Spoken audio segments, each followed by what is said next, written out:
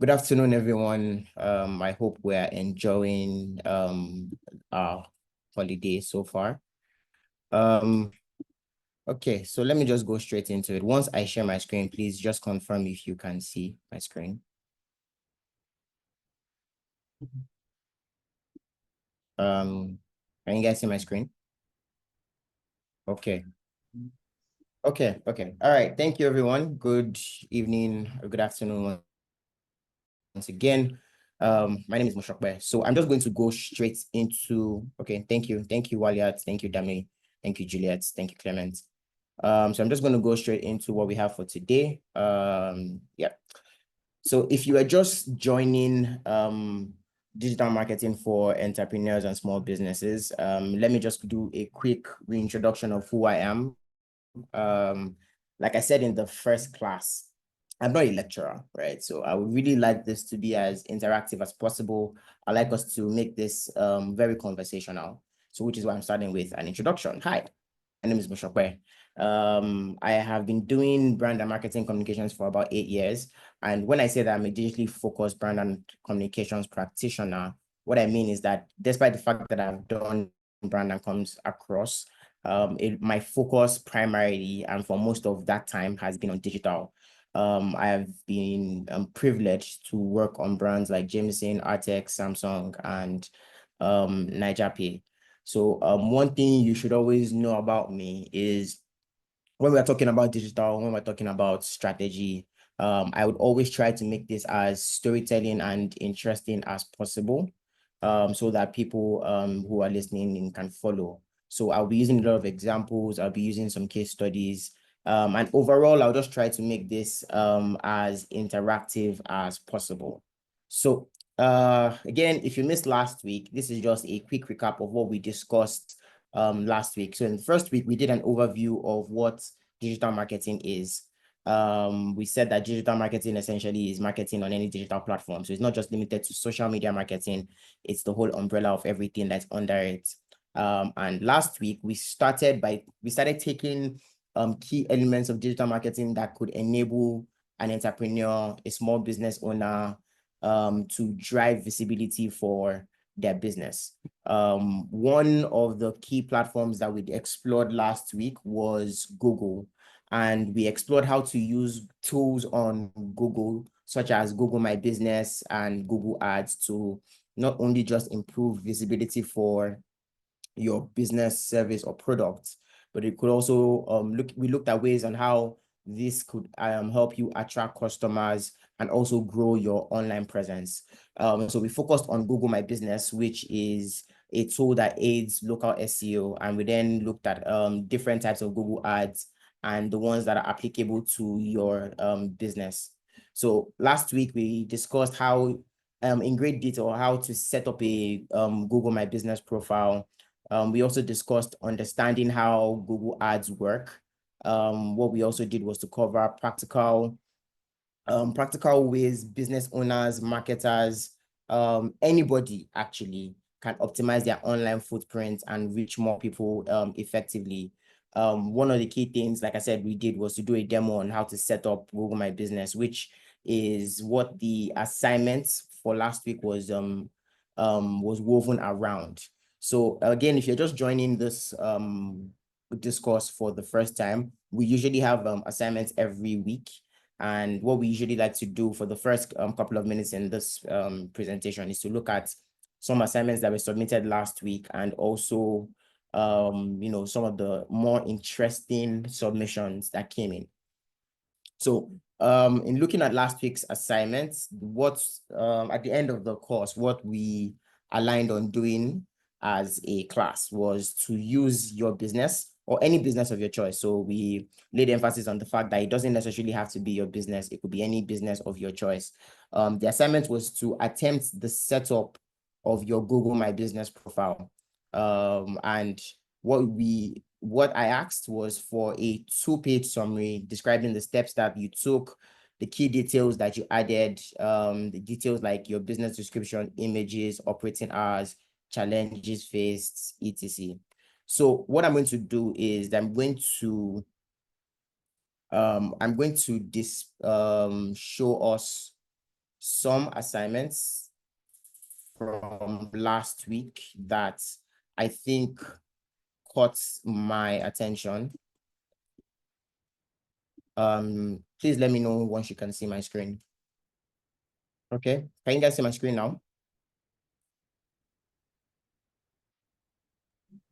Yes, yes, we can. Okay, all right, great. So I'm just going to go straight into the Google Drive for week 2. So the first person that really caught my attention for this week is someone called Inspired Adire. So one thing I really liked about your submission was how you were able to take screenshots of your step-by-step process. From what you uploaded, I was able to see that you had a slight challenge in claiming your business. I guess that you were shut down by Google and you were able to apply or appeal for or really able to appeal and was approved under 24 hours, which is one of the things that we tried to point out last week, that it doesn't matter if you are successful the first time, is that you can always appeal, and it's a pretty straightforward process. The reason why I'm highlighting this particular assignment is because this person was able to successfully complete their Google My Business setup. I mean, what I did was I went to Google and I checked Inspired Adire. It actually comes up on the right side of the screen, which I was also trying to emphasize that once you're able to verify your accounts, you would get your customers will be able to see it once they type in your business name. However, I don't really like the structure of the assignments. What you did was to upload a couple of screenshots and of your step-by-step and a short text on what you did. I mean, I would give you kudos for actually completing the process. However, in terms of presenting the assignment, this could be a lot better, right? It took me a while to actually find that this was your write-up. I almost did not want to present this, but this could be a lot better. Now, the second assignment I think worked, and I'm picking this specifically from the point of view of presentation, right? Not only did this person, and I think this is Olubukola David, not only did this person stick to the 2 pages that was required, the person also ensured that they put links in their PDF document, which is one of the reasons why I was asking for a PDF, is that it's easy for you to actually embed links. So if I click this link, it takes me to an actual screenshot of the dashboard, and I've actually checked this. And I think that this is just a very neat way of describing or detailing what you are trying to do. And just ensuring that the person who is reading really understands. This, I think, was the neatest neatest document that I saw over the week. So I'm also highlighting this as a great attempt, even though I don't think that this particular business, because I actually tried Googling it, Next Reach Digital. I don't think that you were able to complete your Google My Business setup. I think you also highlighted the key challenges, which is one thing I really, really liked, and how it was called out here. The key challenges, and it's also one of the things that we did mention, was that you would probably face a big challenge with Google My Business setup if you are not able to do your video verification, right? It's not something that is daunting, but Google requires it to be done a certain way so that they can actually be properly verified. Yeah, so those were the 2 assignments that I saw from last week. So congratulations to Inspired Adire, congratulations to Olubukola David. Okay, so today, what we're going to focus on is on emails and WhatsApp. By the end of this course, by the end of today, what we would expect is that everyone on the call would understand how to craft effective and engaging emails, and also learn how to use WhatsApp as a business tool for marketing and customer support. So in summary, right, today we're going to focus on emails and WhatsApp. In the first class, one thing that we were able to identify is that email marketing and WhatsApp marketing are very easy and somewhat free ways of doing digital marketing that for a small business, it won't cost you an arm and a leg. These are things that you can actually do on your own without having to use like a full out digital media team, or to hire a digital media or digital marketing personnel, right? Email marketing, WhatsApp marketing are simple, but also very specific ways of trying to reach customers in this day and age. And by specific, I mean that if it's not done right, it could be, you will probably not get the results that you want. Email and WhatsApp marketing are forms of marketing that some people tend to refer to as intrusive marketing. So intrusive marketing is any form of marketing that you're not expecting it, right? It kind of intrudes on your personal time. So it's not like you went to YouTube or your email to go and look for an email. You saw an email pop in and it's supposed to catch your attention enough so that you're able to pay attention to it. Because with intrusive marketing, one of the disadvantages of doing intrusive marketing is that the ignore rate is very high. Your potential customers can actually see that and decide, yeah, I don't really want this. And they can decide to mark you as a spam element. And that means that you would not be connecting with them whatsoever. So the focus is to learn how to be effective with this, and also to learn, the kind of things that we can do with these features. So in email marketing, the focus for today is crafting and engaging emails. And just to give us an overview of what email marketing is, I want to assume that everyone on the call understands what email marketing is. However, just to do a quick overview on what it is, email marketing is the act of sending a commercial message, typically to a group of people using an email. So think phone and laptop as your devices.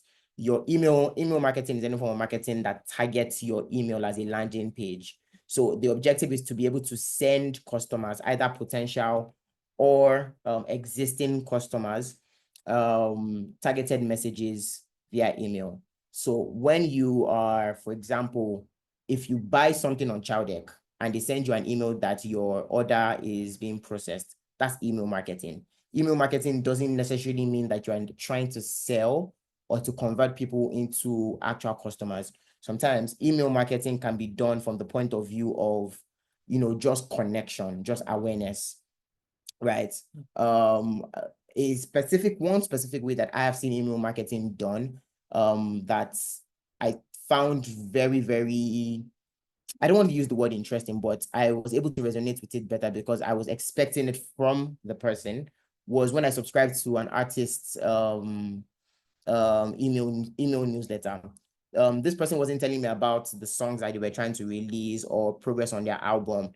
It was just about life. And it felt very interesting because at that point, they were still an up-and-coming artist. So it felt like they were trying to build a community of people that would relate with them. And that's one of the key functions of email marketing. It doesn't necessarily, like I said earlier, it doesn't necessarily have to mean that you're trying to sell to someone or promote a product or service. Sometimes email marketing can be used to nurture customer relationships. One thing that within this, especially in the financial space, one thing that happens a lot is you get a lot of customers sending emails to their banks on an issue that they're having or on a question that they have. One good thing about email marketing is that it helps you build that relationship, because the person doesn't now feel like they're talking to a robot. They feel like they're talking to someone. There is actual effort and time dedicated into actually crafting a message. And these little things actually matter in digital marketing. Email marketing can also be used to share updates. It could be an update of something upcoming. It could be an update on a promotion that you're running on your business. It could be an update on a price slash.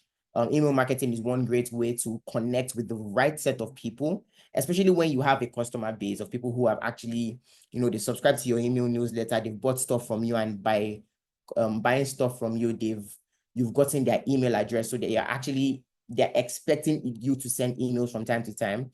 You can use that to share updates on your business, on things that could be of benefits to them. You can ultimately rather also drive sales with email marketing, right? All while maintaining a direct and personalized communication with your audience. So in summary, email marketing is a way to connect with your audience in a more personal way, which is why sometimes it's easy to miss email marketing, and it's easy to not do it right because it has to be personal. if it's not personal, is most probably not going to be received well, because email marketing can be very intrusive sometimes. So in trying to describe what email marketing is, what I've tried to do is to break down the different types of emails that are relevant to digital marketing.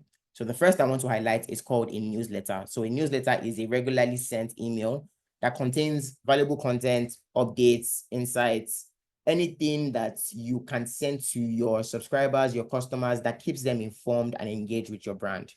This is what I would probably call content that you will create by yourself, right? You are writing and giving them information that they want to hear, information that comes to them as a result of them subscribing knowingly and unknowingly to your newsletter.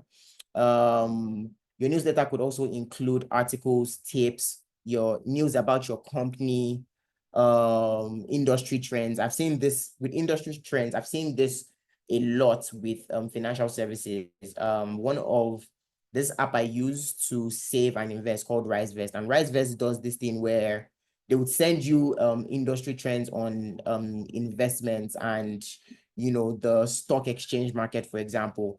It's not information that they ideally should be giving me, but it's information that I think is relevant to me. It also helps them stay relevant as a business to me. So an example of what a newsletter looks like is this one I put on the side. So this is a newsletter I got from Alliance Francaise.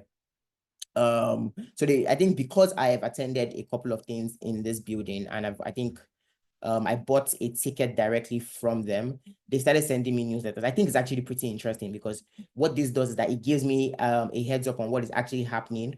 I think there was a time when I saw that a play that I had decided I wanted to go for was in their newsletter.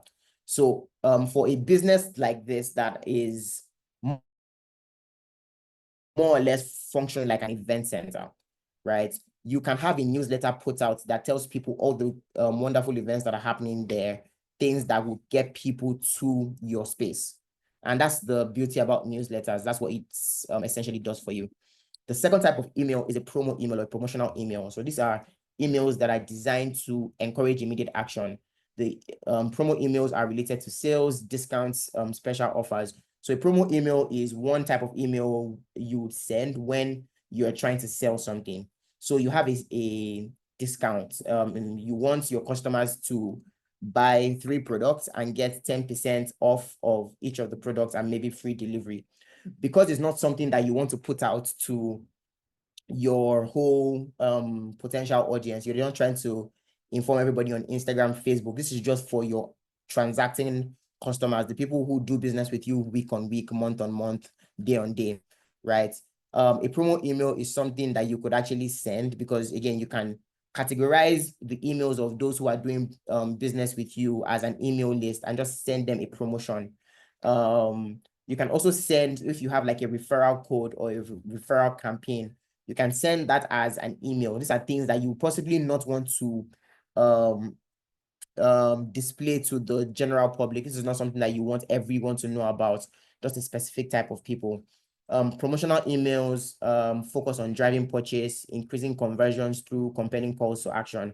So one key thing about a promotional email is that it always has a call to action. So look at this image on the side by this was sent by Coursera. They are sending me an offer to save big by subscribing to Coursera Plus. So they're basically saying that if I subscribe to Coursera Plus, I'll be saving 60% on the amount I would have paid if I wasn't using Coursera Plus. They also put something to try and hurry me, which is like a deadline to the offer. So one way to make your emails and your offer emails or your promotional emails very, very effective is to put something very simple as a timeline to your offer. You would probably need to put this in bold or highlight it in a way that your customers can just look once and see. Another element of this email is that it has like a banner. So you have text written here. However, the assumption should not be that your audience is going to read everything here. Your banner in your email should carry essentially almost everything that you are trying to say, right? Look at how this banner is done. Coursera Plus ends tomorrow, save big on Coursera Plus. That's the call to action. On this side, you can see that there's a 60% off and it ends tomorrow. everything that you could possibly need in this body of text is already here. This solves the problem for people with shorter attention spans, people that are not going to read. And this is a trimmed down version of this email. There were a lot more things that he said in the actual email, but you can see that everything that I need to do in terms of taking an action is the first thing that I'm seeing. And that's also what makes an effective email. The third type of email would be an onboarding email. So this is a series of welcome emails sent to, could be a subscriber to your newsletter, could be a new customer. What an onboarding email does is that it guides them through the initial stages of their relationship with your brand. So I'll give you an example. When I opened a RiseVest account, one thing they sent me last year was an email that had a couple of videos. The videos were like onboarding videos on how to use the platform, how to invest, what each button meant. This actually made me using the app pretty straightforward, because they had 3 videos that covered everything that I would possibly need to do in onboarding onto the platform completely. Another type of an onboarding, quote unquote, an onboarding email is when you are trying to send an email to a customer that has that's probably just doing a transaction with you for the first time, or someone who just subscribed to your newsletter. So a congratulatory email saying that, oh, you successfully subscribed to our newsletter. This is what you would expect. That email that you're sending to that customer is also an onboarding email. It basically details a guide on your initial relationship with them, or your initial relationship, or the initial relationship of that person with your brand. These onboarding emails aim to introduce products, services, brand values. Again, they can actually have, you can do anything with an onboarding email. Your onboarding email can just be a simple write-up like this. It can be embedded with links to go and watch something else. It can actually be embedded with videos. There is no limit to how broad your onboarding email could be, but it's usually recommended that you break your onboarding emails into different batches, so you don't have to put everything in one email. Okay. So the next type of email is what I call a transactional email. So they are automated emails sent after a specific action or transaction has been completed, after a specific action has been taken. These actions can be purchase confirmation, other status updates, or a password reset. So if you're sending you're trying to log into an app, for example, and you can't log in and you click on forgot password, that email that they will send you is a transactional email, because it's something that it's an automated email that is sent after you've taken an action. So it has already been set up in a way that if you are clicking this email, or you're clicking this link in this email on the website, on the app, it sends you an email to initiate a process. For example, another type of transactional email is when you order something from like an online vendor. This particular, the example on the side is the transaction receipt I got from ordering from this place called GamSpot. So they just sent me in one email to cover things like the actual products, the quantity of the product, the price, the total, including the delivery and all the other information that was necessary, right? This kind of emails provide important information that are often triggered by user behavior. So if you do something, they'll send you an email. It's triggered by an action or user behavior. And the last type of email that I want to identify is a re-engagement email. So these are the kind of emails that you would send to a customer that hasn't probably used your product or service in a while, right? I got this email when I was trying to pay for Showmax, but I couldn't. And my subscription actually just expired. They took that to mean that I decided not to renew, and I'd already fallen off their customer bucket, right? And they now sent this as a follow, and they sent this almost immediately. It expired. So it expired in the middle of the night. I got this email first thing in the morning that you need to come back. We saw that you unsubscribed, and they basically tried to wind me into trying to come back, right? Engagement emails often include personalized offers, incentives, and reminders to reignite interest. So your re-engagement email is where you will be sending to your customers an incentive because you're trying to make them make another transaction. So maybe they've decided that they are trying to unsubscribe, but they've unsubscribed. So you don't send them like a re-engagement offer that if you subscribe now, you get 20% off your next subscription.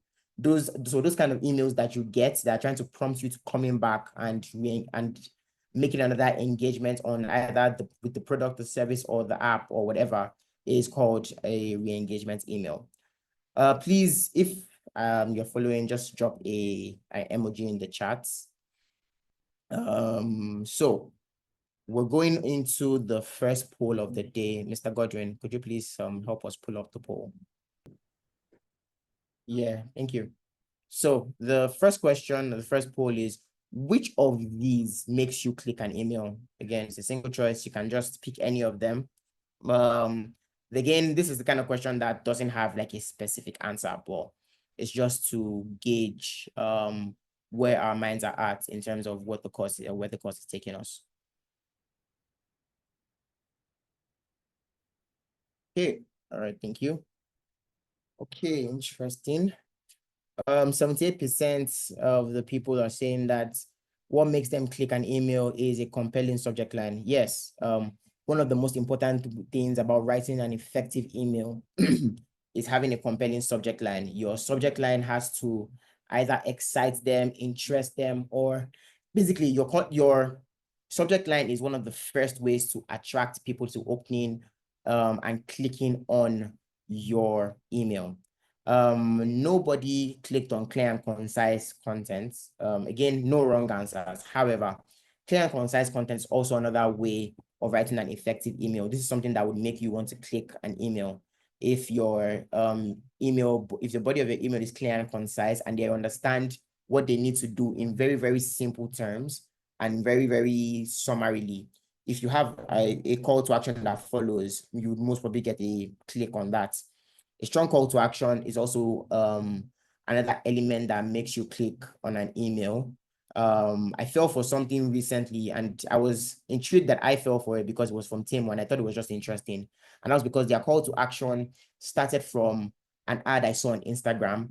And the first call to action was, oh, if you buy this thing on the web and you complete your transaction in the app, you would get, I think, 70% of your delivery. But that call to action made me download the app. And I thought that was extremely strong. The last is personalized offer recommendations. Yes, your email should offer value. I don't think anybody really just wants to read an email that does not offer any form of value. And having a personalized offer is a way for you to detail the kind of value that you are offering in your service or product. So before we go into the next element of writing an effective email, I want us to have a quick discussion. So if you're interested in answering, just you can indicate by putting an emoji in the comments. Mr. Godwin will give you access to speak. So Mr. Godwin, you can just pick anybody randomly, and it will just take maybe about 3 people and have a discussion then.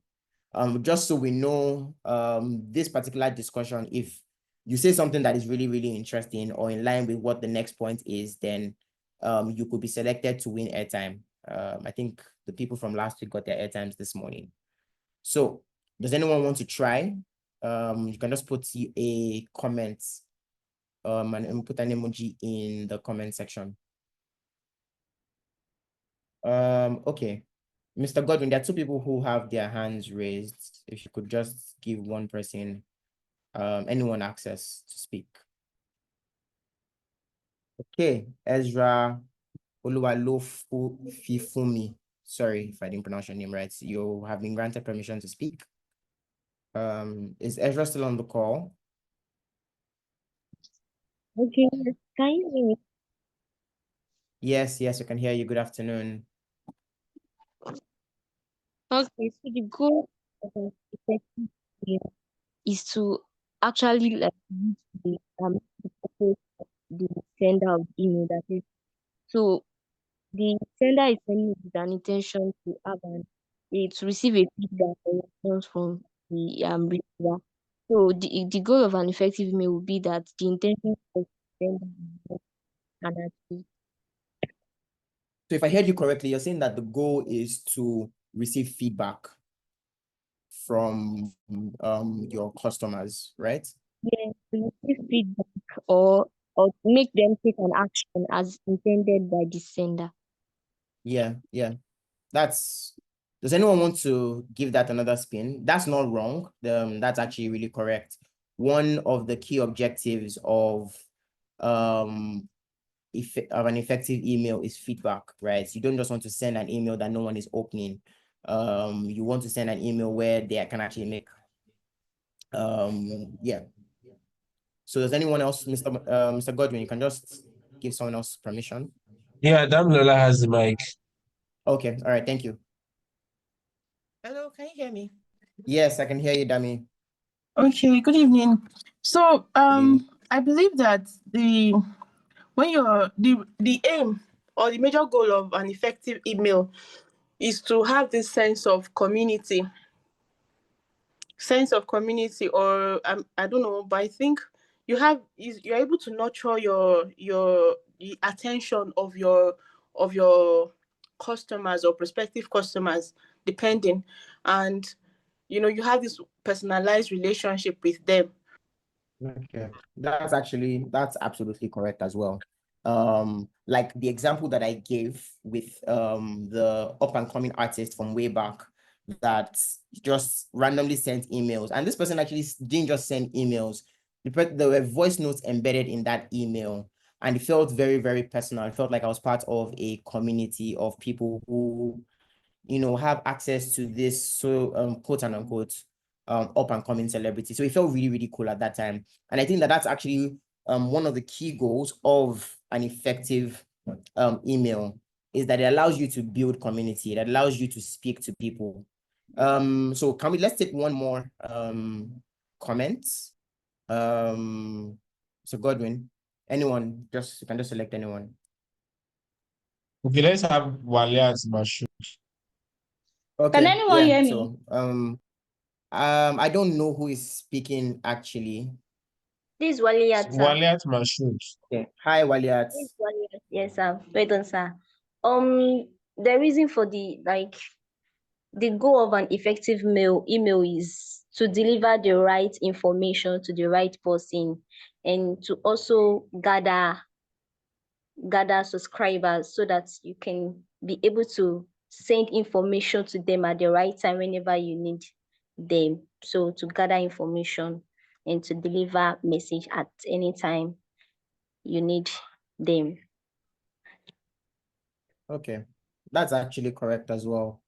Email marketing is one way for you to gain information, right? One thing that you'll be getting in terms of sending an email and in doing email is that you build a customer base of people that you can actually constantly reach out to. You're also passing on information, you're building community, there's that feedback loop. So all answers are actually correct. But the one person that said and described the answer in a way that leads into what we're saying next is the first person that spoke. That's Ezra. So thank you very much. Thank you very much everyone for trying. The selected person is Ezra. However, there were no wrong answers. All the answers are relevant. And to just summarize what I am essentially trying to say, the key goal of an effective email is to engage the recipient, encourage them to open the email, and ultimately prompt them to take an action, which is why I like the comment on feedback and the comment on getting people to do, what it is that your email is saying. So there are different key metrics of measuring what an effective email is. One of them is to open an email, right? One thing that you will be measuring if you're using an email software, for example, is that you'll be able to see the number of people who opened your email. You'll be able to see the number of people who received your email, the number of people who opened your email, and then the number of people that clicked on your CTA if you had one. So it's not just enough to send the email and build out a community, right? An effective email starts from when you send to all the things that you do to encourage them to open the email, and ultimately prompting them to take an action. So they click a link, they make a purchase, or they actually respond. Those are the ways to measure what an effective email is and what an effective email should do. So so that we don't spend too much time in just talking, right? What I will be doing is defining how to write an effective email.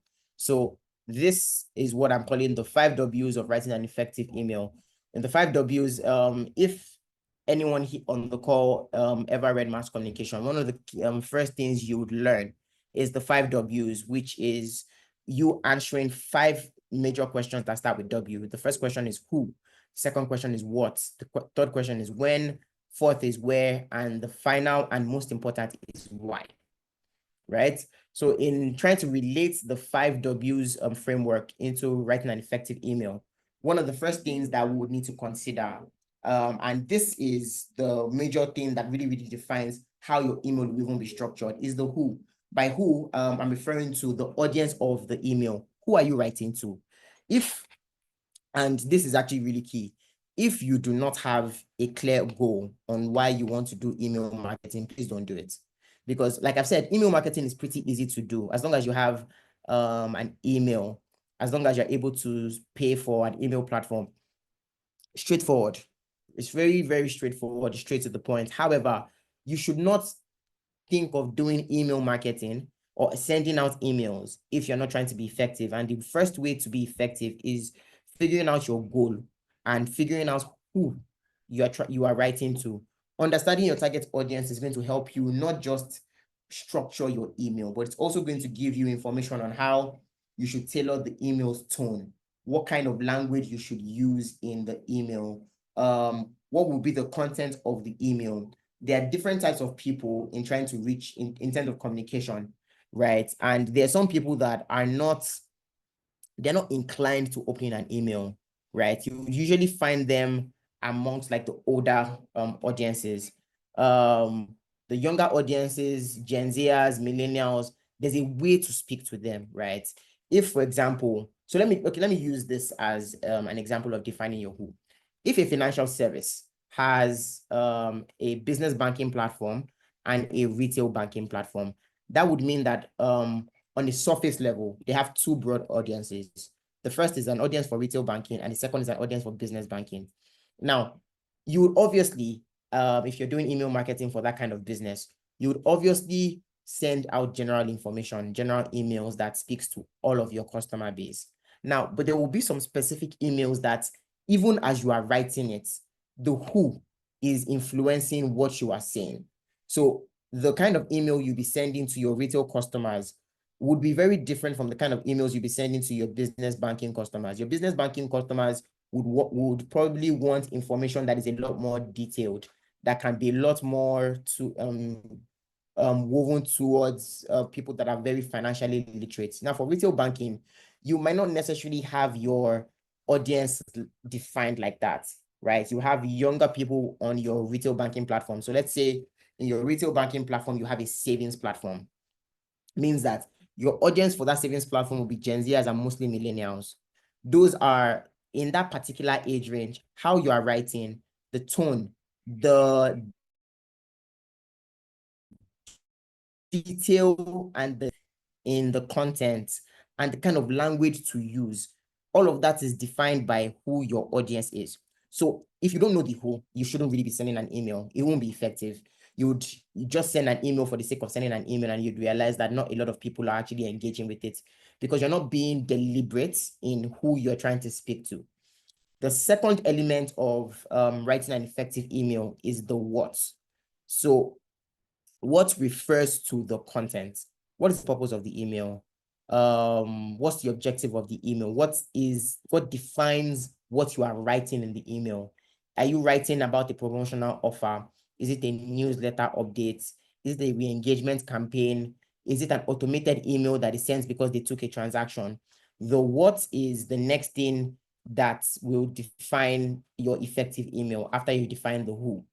The next is the when, and now we're going into the more I don't want to say the more important because they are all equally important, but the more relevant in terms of small businesses now is then when, because this is more technical details. So when will your email be sent? One thing you need to consider is the timing and frequency in order to reach your audience. So for the when, we're defining it by two things: timing, which is the time of the day, the time of the month. It is very, very, it makes no sense for you to send an Easter email 2 days after Easter, for example. Nobody cares. Easter has passed. Unless you are running an Easter campaign that starts from the start of Easter to like a whole month, and you target an Easter campaign, then you can continuously send Easter messages. But your message will not be tilted towards the message of Easter, but it will be tilted towards your promotion, right? Or the service or product that you're offering that is tied to Easter. So knowing all these things will help you determine what the timing of your email and when it should go out, right? The next is the frequency. And this is the part that a lot of people, a lot of businesses miss. Nobody wants to be bombarded with emails. That's the universal truth. I promise you, as a customer, one thing that would probably tick you off very quickly is when you get an email over and over and over and over and over again from a business that you have either subscribed to or that you are patronizing. Is a little bit too much, right? So understanding the person that you are, so look at it from the who. You already know who you're trying to reach. You know the purpose of the email, but because you already know the who and the purpose of the email, it should give you an idea of how many times you send that email. So for example, if you're sending an information to your customers that you will not be available for 2 days, let's say on Saturday and Sunday, you're shutting down your business temporarily, it makes sense for you to frequently send that kind of email. Let's say you're sending it on Wednesday, you send it on Thursday, you now send it twice on Friday because your store will not be open on Saturday and Sunday. That makes a lot of sense. However, if you are running a freebie, for example, and it says that in that freebie, they need to first do a transaction before they get 10% off. If you send that particular email every hour on the hour, I promise you that your customer is going to either mark you as spam or they'll unsubscribe, because that kind of email is tailored to people who actually want your service, want your offering. So you can't really be sending offering emails over and over and over again. The frequency really matters as opposed or in relation to how often you are going to be sending it, right? And the timing of when you are sending it. Some emails are best sent very early in the morning. Some emails are best sent towards the end of the day because it's more relaxing and you kind of want people to really read through. So you're going to try and catch them when they will probably be trying to even go through emails.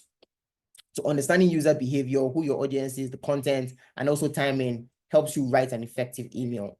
Because when you have all these things in mind, you know the kind of information you should put in when you'll be sending that information and who you're trying to send that information to. The next and another very, very important element of an effective email is where. Where in this regard refers to the platform. Where would the email be read? So one reason why, and I don't know if you guys noticed in the previous slides, a lot of the emails were in a very straight format, right? It wasn't it was portrait, not landscape. And that was done deliberately because emails are oftentimes read on the phone. The statistic I saw a couple of days ago that over 50% of the emails sent out are read on a mobile device. This particular statistic varies from place to place, country to country. However, you have a larger chunk of people reading emails on their phone. And these days, the way phones are defined is defined to be optimized for scrolling. So it makes more sense for you to have an email that fits into the screen of your device. And then that way they can actually scroll. With what email platform does is that once you use 9x16 or any format, it kind of, what it does is that it adapts it to the platform that it will be viewed on. So if you're viewing that email on your laptop, because you're using the right sizes, you're using a banner and it's structured in a way that it's easy to read, it will simply just adapt it to the website format of that. It will still be read that way, but it won't look bad when you are reading it on your laptop. Compared to when it is written when it is sent to you on your phone, it fills your screen more. I don't know if that makes a lot of sense. Like you can see it from the one edge of your screen to the other edge of your screen. That's how the email is designed to be read. So where the email will be read, designing it to be mobile friendly and visually appealing across all devices is very, very key. Because if you're opening an email designed in landscape format on a phone that is, optimized for portrait reading, what was going to happen is that your customers will need to zoom in to read your email. And that's not effective. That's a way for them to actually drop off and lose interest. If I have to zoom in to read what you are saying in your email, then I'm most probably not going to read it. It's easy. These are things that your users will not necessarily tell you, but from a lot of research that has been done, you can actually tell that if you are optimizing your email to be a lot more mobile friendly and visually appealing across all devices, you tend to be more effective with it. And the last element of writing an effective email is the why. The why is perhaps the central thing or the central element of writing an effective email, because the why details why your recipient should care. Remember when I said at the start of this conversation that email marketing is very intrusive. It's something that you'd not necessarily expect to see on your phone, but you don't see a random notification. Or sometimes your email provider literally segments these emails into updates, promotions, and emails that are emails that are sent from your social media accounts, right? If you have a pretty good why, you are almost guaranteed that your audience is going to open your email and click on it. The why offers clear value to the reader. It could be a special deal, it could be useful information, it could be personalized content, but the why is important. You get. So if you're sending an email to, and let's now define the who. The who is a new subscriber or a new user of your app, right? The what could be, let's say the first email you're sending is an onboarding email, right? The timing of that email, the best time to send an onboarding email is within minutes when they have most probably downloaded and signed up with their email. So the moment they sign up with their email, the next thing they should be getting is an onboarding email that details the things they need to do, right? And that kind of email doesn't need to be sent multiple times. You just send it once, let them see it, and let them keep it pushing. The where would also determine, your design of the email. And then the why, which we've kind of defined as you needing to give them onboarding information, is why they would want to open it, because it's very relevant to what they're doing in the moment. So the why, if you get everything right and you don't get the why right, you are most probably not going to see an effective email. Everything is important, like I said earlier. However, some things might seem as more important than the others. But if you only sort out your why and you don't get the where right, you're not optimizing for the right platform, then you will probably not see as much effectiveness compared to when you do everything on this list. So now, in trying to define what a good email is, there are two ways I'm going to try and define it. One are elements that will get your email opened, and the second are elements that will get your email CTA clicked. So elements of a good email that will get your email open. One is a compelling subject line. That's one of the first things that they would see. The subject line is the subject of the email. It's usually below the sender of the email or the name of the sender, right? The subject line is the first thing your recipient sees. It has to be catchy. It should be very clear. It should be relevant. You need to, in creating an email you're creating a compelling subject line. One of the things you need to do is to write it in a way that says or preaches urgency, right? Or sparks curiosity, or a way that personalizes the whole thing, so that when they see it, it feels like, oh, it's actually sent to them and it's not like a broadcast email. The second is a pre-header text. This is a short preview text that appears next to or under the subject line.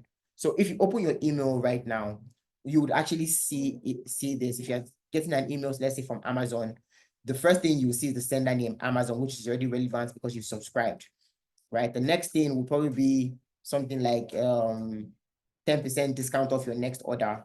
And then the pre-header is a short text information that gives you an idea of what everything is trying to say. from your pre-header, people would most probably decide if they want to click on the email or not. The third is personalization. I can't stress this enough. I've gotten an email from a brand before and they called me Ibrahim. My name is not Ibrahim. My name is Moshokwe. The first thing I saw in that email was "Dear Ibrahim." I didn't even open it. I just deleted it because that clearly is not for me. Personalization is very, very important, right? The best level of personalization is using people's names, like first names. People, sometimes you might not be able to define, depending on the platform that you're using, you might not actually be able to define the name of the person, but something as basic as "Dear Ma," "Dear Sir," it doesn't always help, but it could help. But it's not as effective as actually using that person's name. So one thing to try to avoid if you're using, for example, Gmail to send out your emails, is that you need to write your emails in a way that it doesn't speak to, it doesn't feel like it's speaking to 1,000,001 people. Even if you're sending a broadcast email, there's a way it can be structured in a way that feels like they're talking to you. Using their name for personalization is one way. Making it relevant to a transaction or something that they've done recently is another way of personalizing it. The last element of a good email that would get your email opened is a clear and relevant sender name. And that's the first thing that is usually at the top of every email. The sender name has to be recognizable and it has to align with the person the recipient knows and trusts. So sender name is usually one of the reasons why a lot of emails go to spam, because this person has never gotten an email from you before, and your email was done in a way that it was clear that it was a cold email. It was just something, you just got this person's email and you decided to send them a random message. If it's not relevant to them and they don't mark it as relevant, you would most probably not be effective. You are not going to get that email, is not going to be opened because it'll probably be taken to either a promotions folder or a spam, or your spam folder, for example. I think there's a question. Yes, so what about using hello? Does it appear like phishing? Yes, it does. Especially now, the thing about phishing emails is that oftentimes it will try to mimic something that is relevant to you, but a phishing email would most probably not have your name. Some phishing emails will probably carry your name, right?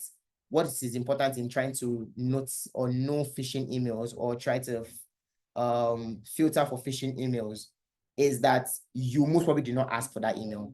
Any email you did not ask and has a link in it, do not click it. If you don't know where it came from, even if it's relevant to something that you do, if you do not request for it, it's phishing. I'll give an example. When people try to hack my Facebook Messenger account, for example, they would send me a message like, "Hello, business partner," or sometimes they won't send my name. "Hello, Moshokwe, your Facebook account, something is about to expire." One thing I already know is that Facebook is never going to send me an email like that. So I already know it's phishing, right? So in trying to also then really answer the question, when you're doing personalization, don't just stop at hello. The best you can do is, or the least you could do rather, is "Dear customer," "Dear dear ma," "Dear sir." But just hello alone, that's not good enough. Okay. Now, things that you would do that would get your email clicked. The first thing is to have a strong CTA, a strong call to action. Your CTA has to be clear, it has to be actionable, and it has to be strategically placed. You need to ensure that your recipient knows exactly what you're asking them to do. So CTAs that have "shop now, learn more, download here," for example, make it very, very clear to your audience that this is the action that you require from them. Another thing you can do is to use contrasting colors for buttons, and make the text action oriented. So if you've seen an email before that the sign up button or the download here or learn more button is a different color, So your email background is white, and then your call to action button is green and has really bold fonts, and it looks like it's inviting, like it's telling you to click it. That's the right thing to do. Because again, you need to go with the assumption that your audience is probably not going to read everything in your email. They are most probably not going to scroll through word by word, line by line. Sometimes they're just going to like try and skim through. If it's not clear from your header to your call to action, nah, it's not going to be clicked. The second is responsive design. One way to get your email clicked is to ensure that it is optimized for different devices, especially for mobile. You need to build your emails and optimize them for mobile, because most times people will check their emails first on their phone, just in regular human behavior, right? A responsive design helps your email look good and easy to interact with. The last element of a good email that will be clicked is urgency and scarcity. So when you use words like limited time, exclusive offer, only few left, it creates a sense of urgency, right? Let me use the same example I used earlier about an ad I saw by Temu that led that one of the actions was for them to send me an email, right? In the email, they made it very, very clear that I had an exclusive offer that will only be actioned if I download the app, right? And because that exclusive offer allowed me to order more things for way less, it was relevant to me. But again, exclusive offer expires in 3 days. It made me feel like I needed to make that offer like immediately. It works.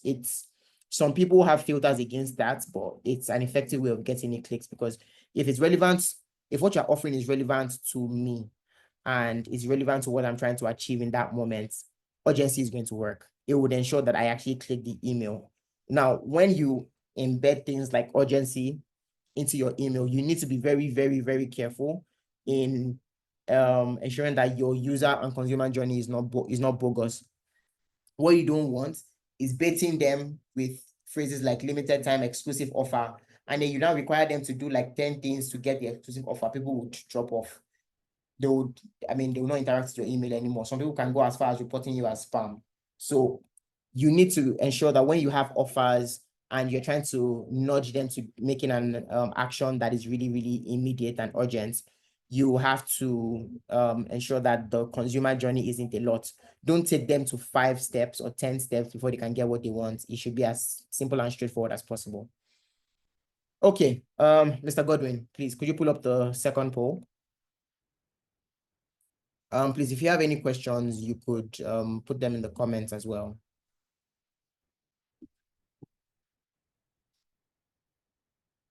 Okay, so the poll says, what is the biggest benefit of using WhatsApp for business? So everything we've discussed so far has been on email marketing. Now we want to make a shift to WhatsApp marketing towards the end of the class. And before we go into that, I just want to see where our minds are at. What is the biggest benefit of using WhatsApp for business? Just select one. Again, no wrong answer, no right answer. It's just to further drive the conversation. Okay, thank you. All right. Yes, I went with the assumption that most people would pick the first. One of the biggest benefits of using WhatsApp for business is instant communication with your customers.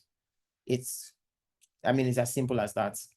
Another benefit is a personalized customer service. And I'll tell you that this works because I've actually tried this.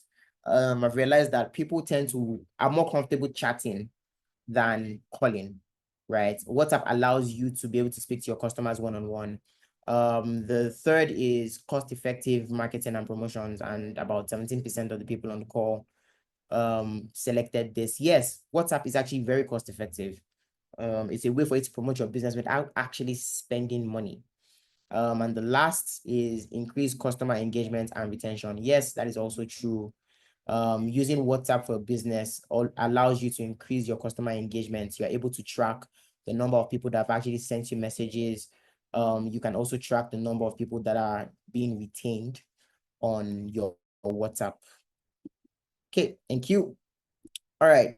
So before we go into the discussion on WhatsApp, I want us to have a quick discussion.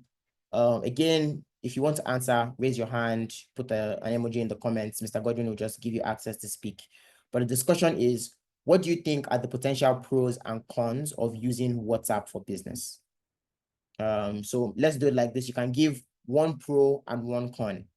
If you want to answer, if you want to stand a chance to win free airtime, you could just put an emoji in the comments, or you could raise your hands and Mr. Godwin would give you access to speak. Mr. Godwin, I think there are two people who have their hands raised. Hello, good evening. Hello, good evening, sir. Good evening, hi. Okay, Can you you want hear to me? attempt the question? Yes, please. Yes, please. Yes, I can hear you. Okay.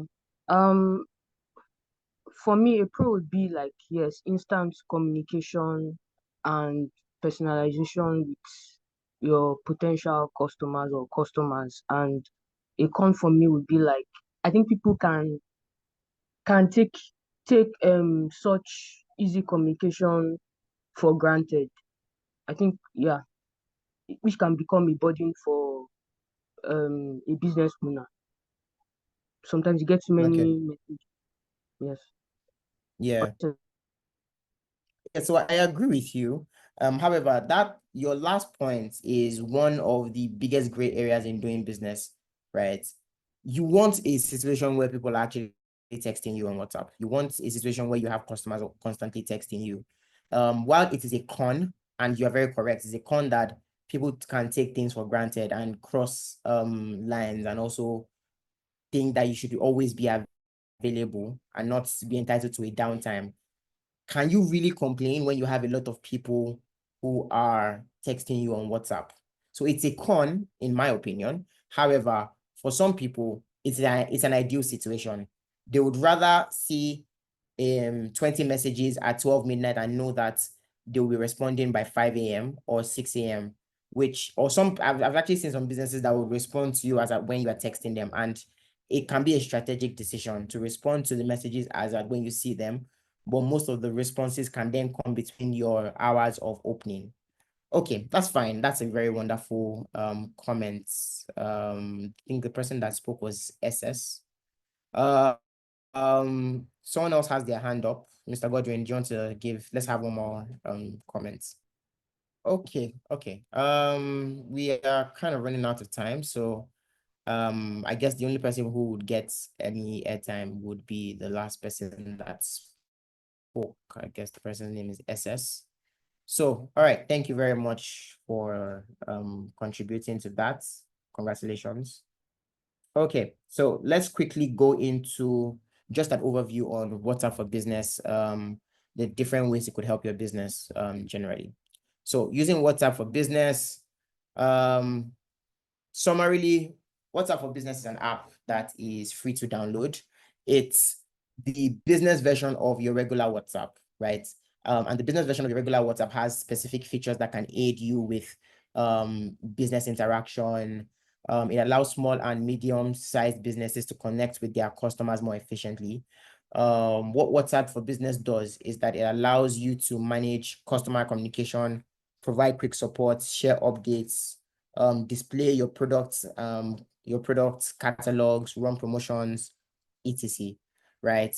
It has features like automated messages, quick replies, labels that help you organize your communication, and labels that just helps you stay organized with your communication. Sorry. Okay, so why should you, as a small business owner, as an entrepreneur, use WhatsApp for business? Personally, I think that it's highly effective because it allows and offers real-time personalized communication. Compared to email marketing, where you might actually not be able to respond immediately. WhatsApp takes advantage of user behavior because people tend to use WhatsApp in trying to keep up with family and friends. Using that type of behavior, you can actually leverage real-time personalized communication. It feels WhatsApp is that using WhatsApp for business allows your business feel human. It allows your business feel interactive, right? It's relevant because it offers a direct and informal way to engage with your clients, your customers. It's an excellent tool for customer support. This is something that I have seen firsthand. It's an excellent tool to run promotions. It's also an excellent tool to provide updates to your customers. Its ease of use along with its features that help with automation, basically streamline communication, and it's has become an essential tool for enhancing your customer satisfaction, driving sales, and increasing brand visibility. So WhatsApp is perhaps the most popular, if not the most popular, social media platform on earth currently. The reason why WhatsApp is relevant for business is that it doesn't just allow you to connect with people on a human level.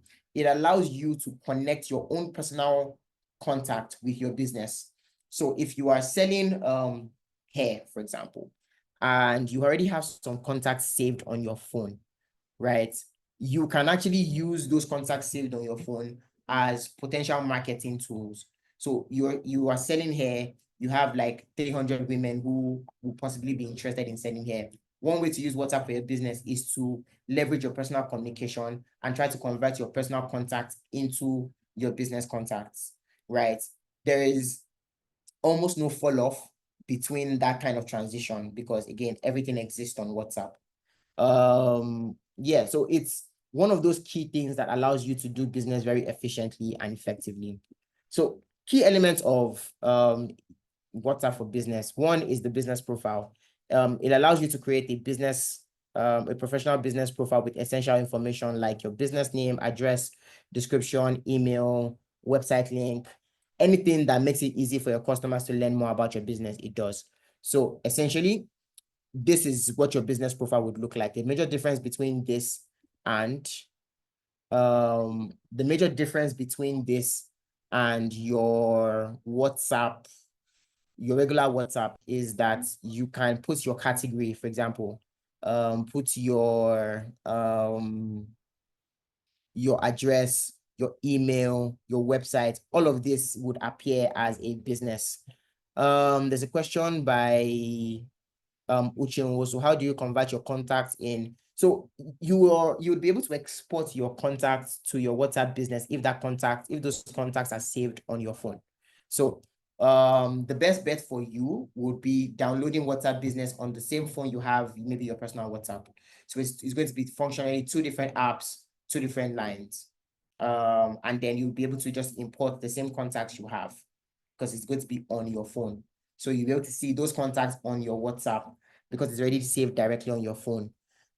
There isn't any other way to actually do this. It has to be saved on your phone. If those contacts are not saved on your phone, you won't be able to send things like broadcasts, right? So, and WhatsApp is doing this deliberately because if these numbers are not saved on your phone, it gives the person or the receiver the option to block you and report you as spam. And if you're overdoing it, WhatsApp would actually take your business account away because I don't think they want a situation where there are too many people, or one person is getting too many messages from random numbers because they can, or because somehow they have access to their phone number. Okay. The second is that second key element of WhatsApp for Business is that it has labels that helps you organize your chats. So by labels, I mean these things on the right. So you can decide that this particular customer that you're chatting with, you want to put them under the label of new customer. So all your new customers would be featured there. You would basically filter. So this actually helps when you have sent a lot of messages on WhatsApp, right? It allows you to filter from new customer to new order, and you can actually detail all of these things, right? You can decide that you want to have there's some messages that requires you to follow up so that you doesn't get lost because you are sending a large number of messages. You simply mark them under the label of follow up. That way you can actually just filter and know that, okay, these are like these 10 numbers I need to follow up. Once you followed up, you can take them out of your follow-up and maybe move them to like replied. Again, all of these labels, you can always rework them to suit your business needs. Okay, so please recap what if you have business WhatsApp on a different phone, which has all your contacts with this? Does it count? Yes. As long as the contacts are saved on your phone, you'll be able to access them. It counts. The only thing you won't be able to do is to send random people that are not saved on your phone. So you need to first save those numbers on your phone. It also allows a situation where if they don't have you saved on their phone, they will be able to report you as spam. So it's WhatsApp's way of ensuring that people don't abuse their features. Okay, so the next element is quick replies. This is a way of creating pre-written messages for frequently asked questions, right? Quick replies allows you to respond instantly. You can basically set the kinds of replies, and you can use these to quickly respond to people, especially when those responses are comments that you get often. So you can build your quick replies of frequently asked questions. The last thing is catalogs. Catalogs allows you to display your product services directly using WhatsApp. So what this allows you to do is to upload your offerings. It makes it easier for you to explore, inquire. So let me show you an example of what that is, right? So if you come here, I believe you guys can still see my screen, right? I should have switched to a WhatsApp business channel. So for catalog, anything that you want to do, either you want to switch to quick replies, labels, catalog, you can just do it here. Click on catalog. It allows you to add a new item. If you click on new item, you add the image directly from your PC or your phone, wherever you're doing from. You can put the name, the price, the description, link, item code, and you can also select to hide these items so that you can have a catalog, but it doesn't necessarily have to display to your customers. So if you have a catalog and you don't have that in store anymore, instead of having to delete it, you can just hide it completely. So that's how you basically set up your catalog. For quick replies, you come here, these three dots in the corner, click on quick replies. You click this plus button here, and you would write a shortcut and a reply message. So in trying to send a quick reply, what you need to do is the plus button in the chat that is already saved. You click on it and click quick reply. So let's say this person sent you a message that says, hello, good afternoon, good evening. Your quick reply would be, you can select any of this. So yeah, help. How may we be of help today? So you don't necessarily have to type how may we be of help all the time rather. You just click on the plus button, go to quick replies, select the one that is relevant, and you can just click enter and send this. It already automatically sends as that. Okay, so yeah. So key use cases for WhatsApp for Business. One, it helps you with customer support. It's a quick and responsive customer support tool that is essential for building trust and satisfaction. And the second is that it helps you with promotions. So you can use promotions using, or you can run promotions using broadcast messages and catalogs as well. And yeah, final poll, Mr. Godwin, before we wrap it up for the day. Yeah, for the poll, you can just select any of the options there. Okay, are we done with the poll? Okay, so which of this is not a use case for WhatsApp? So this is the only question that we have, or the only poll that we had today that has an actual answer. And I was just trying to do this to ensure that we actually followed. It says, which of these is not a use case for WhatsApp business? The only thing here that you cannot use WhatsApp business to do is to send transactional emails. You can only use WhatsApp businesses to provide customer support, running promotional campaigns, and sharing product updates with customers. Any of these are correct. The only, or rather, the first, third, and fourth options are the use cases for WhatsApp business. Second, which is sending transactional emails, is not a use case for WhatsApp business. All right. And this now leads us to what our assignment is for today. So select any of your product, services, a brand, whichever one it is, just select the product or service. It doesn't have to exist. You can either pick your own product or service, or a product or service that you find interesting. What I want you to do is to write a short email with a subject, the message, and the CTA. the key elements that I defined in the 5 W's on writing an effective email you should take into consideration. And also follow that up with a WhatsApp broadcast message to promote this campaign. So let me give an example. First, define what the campaign is. Tell me what exactly it is you are trying to say. Then you will then do an email message that covers the subject, the message, and the CTA. And then you show me a WhatsApp broadcast message in relation to your campaign. Okay. So that is everything for today. Next week, we will be looking at effective campaign planning. And in subsequent weeks, we would also look at offline to online integration and also look at analytics and reporting. Right. So Damila has a question. Please, could you please clarify what your question is? Is it about the assignments? Oh, okay. So the assignment is simple. Pick a product, a service, and create a campaign. Just tell me what it is you're trying to sell. So for example, maybe what you're trying to offer is it's a hairdressing salon, for example, and you're trying to say that the campaign you're trying to run is a 10% promotion on Shuku and base. Please, this is just an example. A 10% promotion on Shuku and base. So you should be very clear what it is that you are trying to sell. Then what I need you to do is to draft an email that sells that campaign. So the email should show me the subject, the message, and the call to action. And the last thing I need to see in relation to what you're trying to sell is a WhatsApp broadcast message that promotes that. So if the message you're trying to sell is subscription to your newsletter, do an email draft on trying to get people to subscribe to an newsletter.